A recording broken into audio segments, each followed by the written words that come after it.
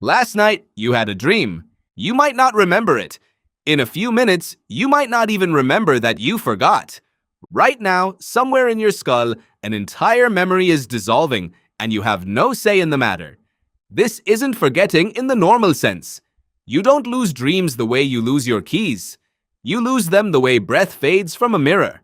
Why would your brain build something so vivid, so immersive, sometimes so emotional, and then erase it within moments of you opening your eyes? The answer isn't simple carelessness, it's architecture. Let's start with what a dream actually is. While you sleep, your brain doesn't go quiet. During REM sleep, rapid eye movement sleep, your brain becomes almost as active as when you're awake. Neurons fire in complex patterns. Your visual cortex lights up. Your emotional centers, especially the amygdala, surge with activity. But one region goes strangely dark. The prefrontal cortex, the part of your brain responsible for logic, planning, and self-awareness, dims down during REM sleep.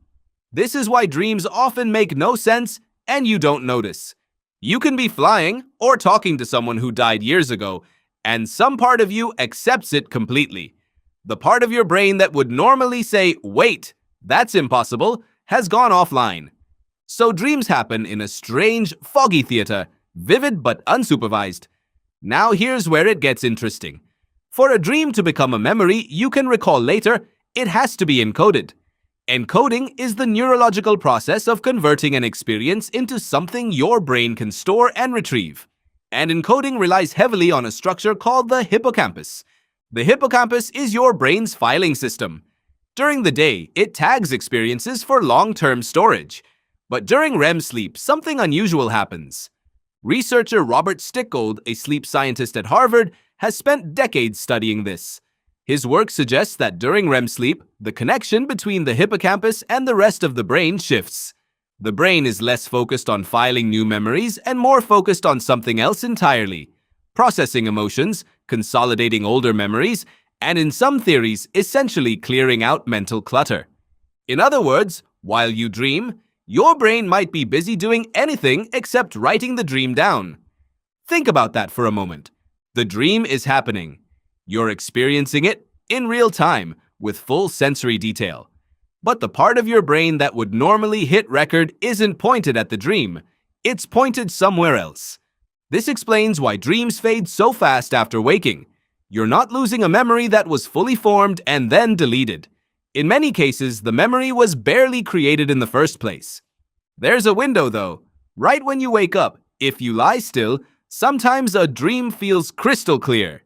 You can describe the room, the people, the emotions. But the moment you move, get up, check your phone, that clarity often shatters within seconds. Psychologist Antonio Zadra at the University of Montreal has researched this transition extensively. His work suggests that the act of waking up triggers a flood of new sensory information, light, sound, physical movement, and your brain immediately starts prioritizing this new input over the fading dream. It's a kind of cognitive triage. Your brain has to decide instantly what matters right now. And reality, with its very real light switches and very real responsibilities, almost always wins. But why would evolution design it this way? Wouldn't it make more sense to remember everything? Here's a thought experiment.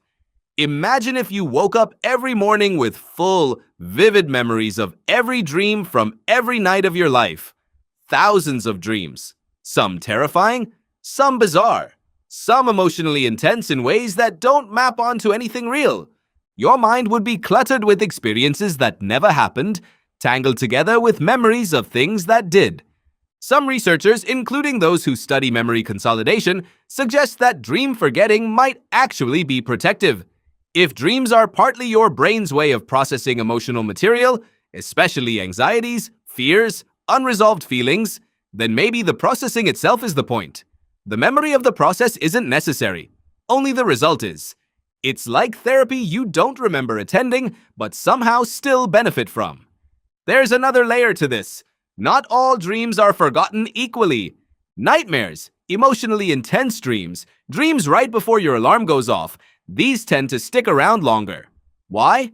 One theory points back to the amygdala, the brain's emotional alarm system.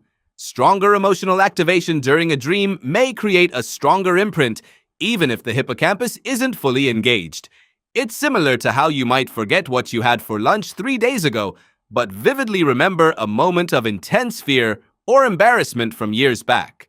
Emotional intensity acts like a highlighter, even when the filing system is half asleep. This is also why dreams just before waking are remembered more often. You're closer to the surface of consciousness. The transition between sleep stages is gentler. The hippocampus has had a bit more time to come back online before reality floods in. So if dreams are slipping away constantly, every single night, what does that mean for the dreams you do remember? Maybe it means something different than you think. A remembered dream isn't necessarily more important than a forgotten one. It might just be the dream that happened to occur closest to waking, or the one tangled with the strongest emotional charge, or the one you happen to lie still with for 10 extra seconds before reaching for your phone. In other words, dream memory might be less about significance and more about timing. There's something almost humbling about this. Every night, your mind generates an entire universe.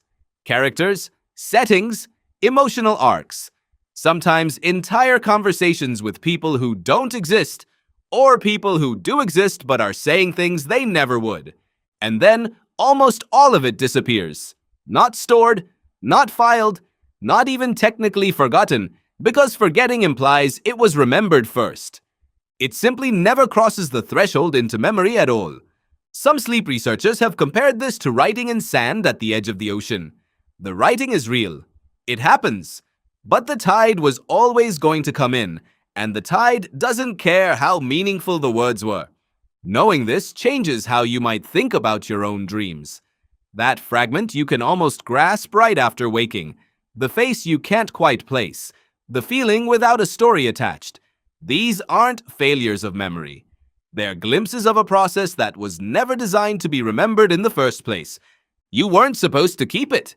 Tonight, your brain will build another world. Vivid, strange, emotionally real. And by the time you're reading something like this tomorrow, most of it will already be gone, dissolving the way it always does, the way it was always going to. And somewhere, right now, a memory from last night's dream is disappearing, and you'll never even know it was there.